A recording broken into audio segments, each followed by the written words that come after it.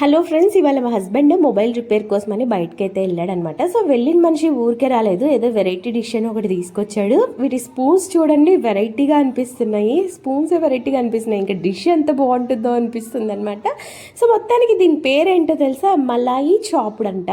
So పేరు కూడా వెరైటీగా ఉంది. గ్వాలియర్కి వచ్చిన తర్వాత ఈ 3 monthsలో మేము సెకండ్ టైం ఇలా బయట ఫుడ్ తీసుకోవడం, ఒక ట్రైన్లో తప్ప ఇక్కడ తినడము. సో ఎగ్జైట్మెంట్గా ఉంది ఏంటి అనేసి. కాకపోతే ఇది చికెన్తో చేస్తారా మటన్తో చేస్తారా ఇది వేటిది అని అస్సలు అర్థం కాలేదు.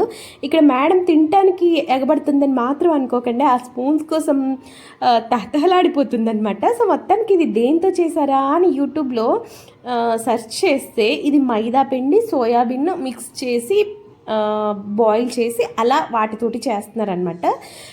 తినేదానికైతే కొంచెం వెరైటీగా అనిపిస్తుంది. ఎప్పుడు టేస్ట్ చేయని డిష్ టేస్ట్ చేసామన్నమాట. ఇక్కడ చూడండి, కుళ్ళిపోయిన ఉల్లిపాయ ఇంకా ఎన్నెన్నో ఉన్నాయో దీంట్లో. సో బయట ఫుడ్ అయితే అవాయిడ్ చేయడం చాలా బెస్ట్ అనమాట. నాకు చెప్పింటే నేను తీసుకురమ్మని చెప్పేదాన్ని అయితే కాదు. సో ఇక్కడ చూడండి, స్పూన్ కోసం ఎగబడిపోతుంది. ఒక్క ముక్క తినిపిద్దామనేసి అలా కొంచెం టేస్ట్ అయితే చూపించారనమాట. తినాలా వద్దా అని ఐషి పప్పకి విచిత్రంగా అనిపిస్తుంది, అంత విచిత్రంగా ఉందనమాట ఈ డిష్ అయితే. టేస్ట్లో అయితే చాలా ఓకే అనిపించింది. ఇంట్లో ట్రై చేసే డిషా అంటే యూట్యూబ్లో చూసి చేసుకోవచ్చు అనమాట. మా ఐషు పప్పు ఉంది కాబట్టి నా వల్ల అస్సలు కాదమ్మా ఇలాంటి వంటలు చేయడం. ఇంతకీ దీని కాస్ట్ ఎంతో చెప్పలేదు కదా. దీని కాస్ట్ 120 రూపీస్ అంట. దీనికన్నా ఒక 1/2 kilo చికెన్ తెచ్చుకొని ఇంట్లో ఒక 10 రోటీలు చేసుకొని ఫ్యామిలీ మొత్తం మంచిగా ఎంజాయ్ చేస్తుండాలని అనిపించింది నాకు.